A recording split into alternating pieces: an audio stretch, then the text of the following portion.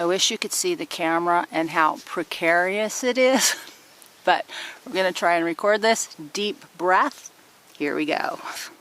Well, my name is Jill Elizabeth, and I would describe myself as wired for danger, dog mom to twins, a road culture life. And I get that at this age we should really know who we are out in the world and within ourselves. But the question I want to ask is, do we know what wisdom we are here to share? So my goal is with these Sunday morning videos is to take that idea and not tell you what to share, but rather use this as a focal point in the week to focus, because I've learned I need constant reminders, to be kind of an accountability partner, and also in other places to really share what I called heart-driven inspiration. Because those are the three things that I have come to know that I really need to keep my own journey of wanting to share my wisdom on track. So that's a little bit about what the point of this video and these videos actually are. Now, if you want to get the whole post with the links included, you can click below this video and move over to my Substack, where this will be part of a Sunday morning post that will include some additional information. But I really like checking in on the face-to-face time. And, you know, I've tried to do the same thing over and over and over again. And like you, I get frustrated when it feels like I'm failing. But I think one of the big issues we have as women is that we're driven by so many shoulds. It's really hard to give yourself permission to choose to take the journey of this is what I want, instead of putting out all the fires constantly of the things that we don't want. And in a previous video, I really talked about losing this will I had. And again, not depression, not emotional crises, but really the fatigue of being so caught up in all the things I should do and must do and can't not do. It really crushed my spirit, while at the same time I'm looking out in the world going, we are in this amazing moment of time where we can bring, as older women, so much value into this world, and even more critically, take this moment in time to record our wisdom in some analog form. And I realize, you know, most people aren't going to be excited about that, but I love this idea of kind of a sisterhood of sages, of connecting with other women around this idea of not what to believe or what to do, but just really coming together to encourage each other to do something, to be something within that we've always craved, to take all of our living and experience, because we remember before technology, we remember now, and we're looking into a future that is incredibly bleak. And I cannot imagine being a young person looking to the future when we've always had periods of crisis and instability, and we always get through. As humans, we are amazing and we persevere. So one of the great ironies of YouTube is if I put something tragic in the title, my eyelid has decided to twitch. If we put something tragic within the title, then lots of people watch, because we like to observe and be voyeur and not participate.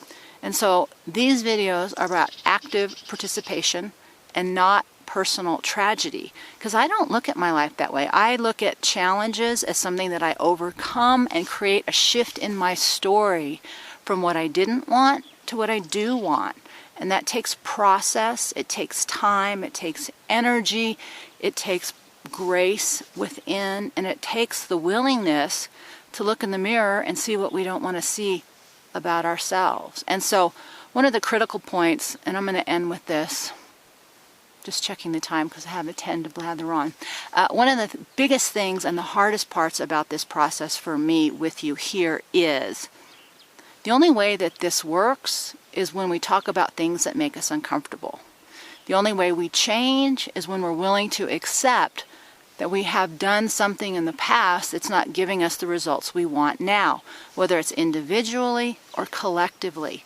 And I believe it's time for women to have a real conversation, not about how we're victims or all the terrible things that have happened to us, or some version of the world where we're in charge and everything is awesome. I believe we're in this amazing time of transition where we get to decide what we would like the future of the feminine and for women to be. Not to create utopia, but to create a road away from the things of our past. And the pendulum is swinging. We went from having no freedom and being property to being able to do what we want, and we're angry. And anger doesn't serve us except as a message that we don't like the way things are. And that's the real power in this moment, is we have access to endless information. We have the space, the time, and the energy to create change within ourselves first.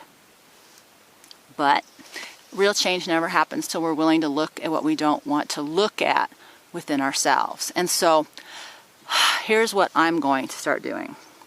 And I am not good at this in public. I do it in private all the time. I'm willing to say the things out loud that we don't want to hear. And as women, we're very sensitive when somebody tells us something that we don't want to look at. And men are very sensitive about things they don't want to be told and to look at. And there's this huge growing backlash against women and feminism and anger and go back home and just allow us to lead. And I don't want to enter that future, but I also need to look in the mirror and say that I am as responsible for where we are in the world today as the men are. And so I want to say what we don't want to hear. And one of those things is that we don't want to do the work, and we don't want to come together and work together. You know, in history and in the other parts of the world, women are safest when they gather in groups, when they travel in community, when they live close to each other. And in reality, we've developed this really isolated lone wolf culture, or we hide behind ideologies that we may not agree with, but that they create a feeling of safety. And so there's a tiny percentage of us, I like to call us the Wired for Danger women, who will never conform, will always buck the system, and we will always be rebels. And you are the ones that I am most excited about finding out in the world, because it's just who we are. All the interesting women out in our past have been pretty much Wired for Danger women, pushing the old narrative and story away and creating a new road, a new trail. And that's what I want us to do here. But we can't do it until we stay focused on what we want to pay attention to. And we have some form of accountability, because the other thing I've seen that's so true for so many women, and it's with the best intentions, is we keep our word to everybody else, but we rarely keep our word to ourselves. So with that, I want to say, I'm going to start saying things out loud I haven't said in the past, because it makes people unsubscribe and go away. But you know what? Time is short. And I'm not going to be the voice of doom about how terrible everything is. This is just part of the cycle of human events. And I want to be on the side that says humanity will persevere, and I want to be in the group that wants to make and do better. Maybe not in my lifetime, but in the future. Because even though I don't have children myself, I know the importance of value of children, of young women, and of older women. We have, as men and women, we all have value and something to contribute.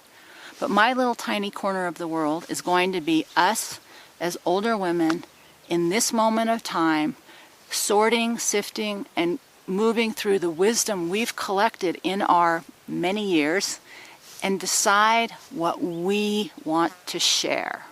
And I'm going to say this now, and I'm going to say this again. When I say share, I mean every thought, every feeling, every action. Not just an object that we put out into the world for others to watch, read, or listen to, but who we are with every thought, with every feeling, with every action. So I'm challenging us to be willing to look in the mirror and see what we don't want to see, and to listen to what we don't want to hear, and to reflect on what we don't want to know, so that we can actively move this conversation forward and create a world where women know peace, have healing, and can create safety, not just for us, but for all women, children, and men. And I can't think of anything more important than I want to do with my time. So I'm letting go of my chop wood, carry water lifestyle because I want to invest in this. And so I'm doing that to give myself as much time, energy, and space to be here with you. Not in a fancy studio, not with very sophisticated technological editing, just me and you here on this Sunday morning, holding ourselves accountable, reminding ourselves what's important, and sinking back into our own heart to be inspired to create a future in which all women, girls, children, animals, and the earth can understand what true healing and safety and peace really are. I believe that's the feminine side of the road. I'm here to walk that with you.